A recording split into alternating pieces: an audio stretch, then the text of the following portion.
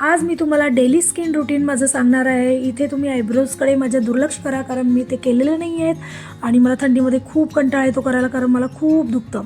तर इथे मी लॅक्मेचं peach milk cream moisturiser use करत आहे, ज्यामध्ये आहे 2% pro ceramide and peptide for skin barrier repair. तर हे मला खूप आवडतं, कारण हे अजिबातच चिपचिपाट करत नाही।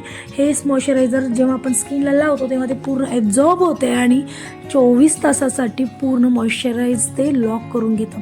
आणि एकदा तुम्ही जर लावलं तर रात्रीपर्यंत तुमच्या स्किनमध्ये ड्रायनेस बिलकुलही राहत नाही आणि स्किन एकदम हायड्रेटेड दिसते। तर हे जेव्हा मी क्रीम मॉइश्चरायझर लावते ना, तेव्हा थोडंफार असं मसाजही करून घेते, त्यामुळे आपल्या स्किनला टाईटनिंग होतं, आपला मसाज टाईटनिंग होतो। आता पार्लरमध्ये महिन्याला जाऊन आपण फेशियल करण्यापेक्षा रोजच्या रोज जरी थोडंफार जरी 1-2 मिनटं जरी स्किनला आपल्या मसाज दिला तर खूप छान होते। आता इथे मसाज देताना पामनं नाही करायचं आहे, आपल्या बोटांनी करायचं आहे, म्हणजे छान मसाज होतं।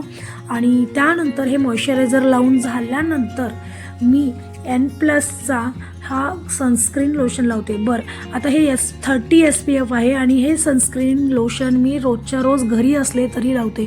लोकांचं मत आहे की बाहेर पडताना सनस्क्रीन लावावं, तर तसं नाही आहे। सनस्क्रीन हे घरीसुद्धा लावू शकतो, कारण आपण घरामध्ये आपल्याला बरंच कामं असतात, स्वयंपाक करायचं असतो, तर तिथेही हीट असते, हीटपासून हे प्रोटेक्ट करते, त्यामुळे हे घरी 30 SPFचं तुम्ही यूज करा। हां, आणि आता बाहेर जाताना तुम्ही 50 SPFचं लावलं तरी चालेल, पण 30 SPF हे घरी इनफ आहे।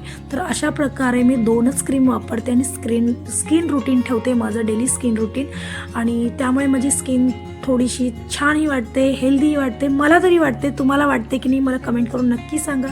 आणि असेच छान छान व्हिडिओ तुम्हाला जर आवडत असतील तर लाईक, शेअर, सबस्क्राईब जरूर करा। बाय।